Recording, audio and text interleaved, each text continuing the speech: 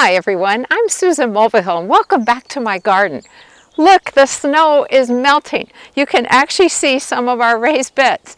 I know it looks like there's an awful lot of snow left, and there is, but it is melting and that's what counts. Now here we are, it's about the third week of March, and I finally have some projects I can work on, which I'm very excited about. So what's up today? I'm going to prune raspberries and blackberries. So let's get right to it. Now before I get started, I cannot tell you how excited I am to be outside. And you're a gardener, you understand what it's like. The sun is shining, it's relatively warm. The birds are just singing their little hearts out. Ah, so nice. This is what gardening is all about, is being outside, getting some fresh air, getting some exercise, and communing with nature. Now it doesn't matter that I have snow all over the ground because as long as I can get to the base of these plants, I'm good to go. But there's 2 times of year that are safe for pruning raspberries. The first is late fall when all of the leaves have died. The second is this time of year, late winter, early spring. Now these upright stems here are all called canes, but there's 2 different kinds of canes, primo canes and flora canes. So let me explain what the difference is. Within a growing season, if you have new canes come up and all they do is they grow leaves, that's your primo cane. In its second year of life, what it's going to do is bloom and produce fruit. So obviously, all of these new canes that came up last year but didn't produce fruit are what's going to give me fruit this year. So if I trim those back to the ground right now, I just got rid of my berry crop and I don't want to do that. So let's look at it more closely. Here are some examples of flora canes from last year. You'll notice they've got little flower heads. You can tell where the berries came off of and went into my tummy. So this is a cane that obviously needs to go because it's not going to produce anymore. One of the things you'll often find with canes that are done producing from the previous year, they also look kind of gnarly down near the base. They're cracked, they look really gray, they're split open and so on. So after confirming that I am indeed pruning off the right canes, all I would do is go in here and just clip them off right at the base.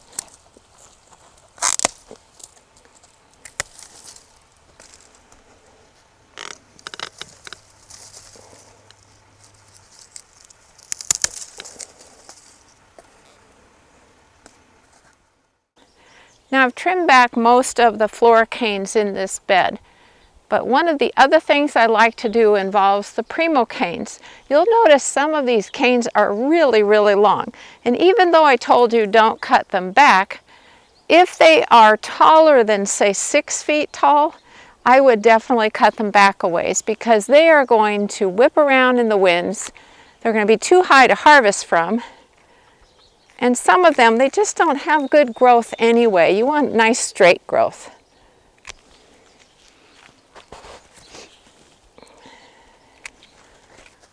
One last thing I like to do is if I have any wimpy canes that are heading out of the bed, I generally will cut them back down to the ground because they're not strong growth and I don't want them out in the way in the path.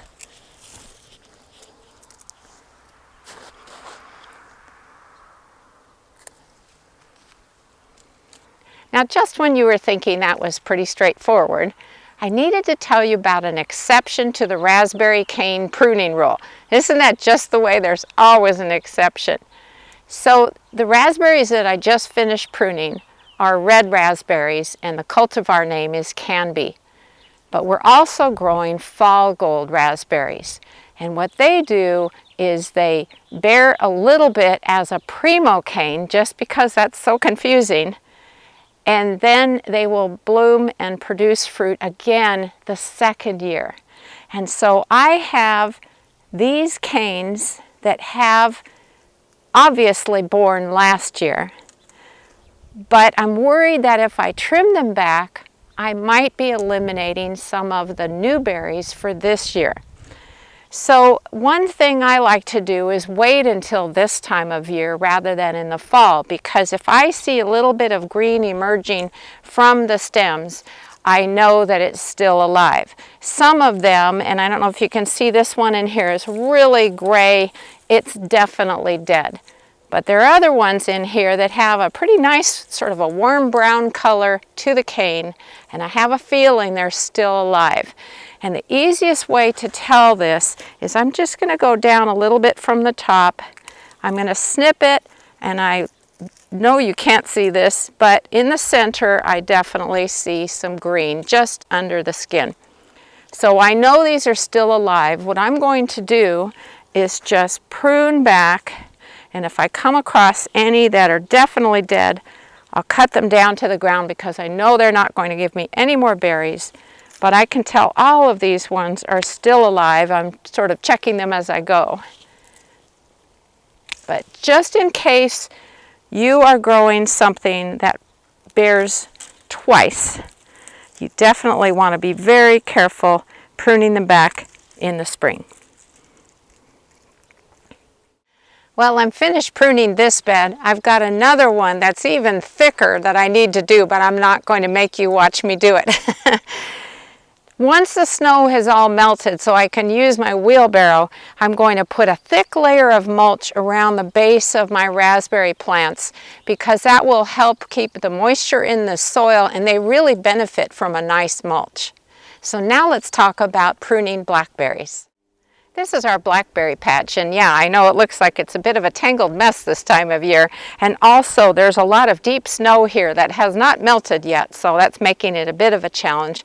But the great thing about pruning blackberries is that it's the same concept as pruning raspberries. It has primo canes and flora canes. You're going to cut back down to the ground any canes that bore last year, and you'll notice there's a lot of canes that have these little old flowers where the berries used to hang, and so any cane with those on them is getting cut down to the ground. The new canes, these primo canes, I'm really not going to do much with, except I might prune them back just a little bit, just like the tall canes that I did in the raspberry bed. I also will tie them once this is all sorted out to this support, and that's to make it easier to get down the rows. It's nice to have the fruit up off the ground and so on.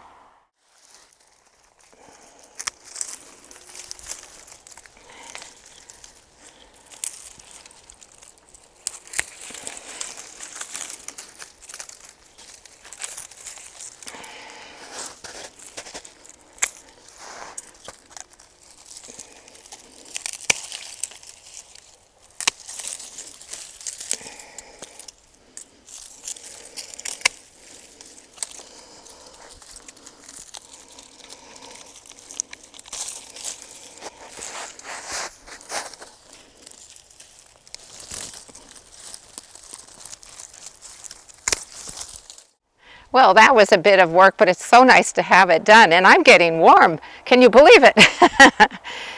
I hope all of this made sense. If you have any questions, never hesitate to email me at susan@susansinthegarden.com.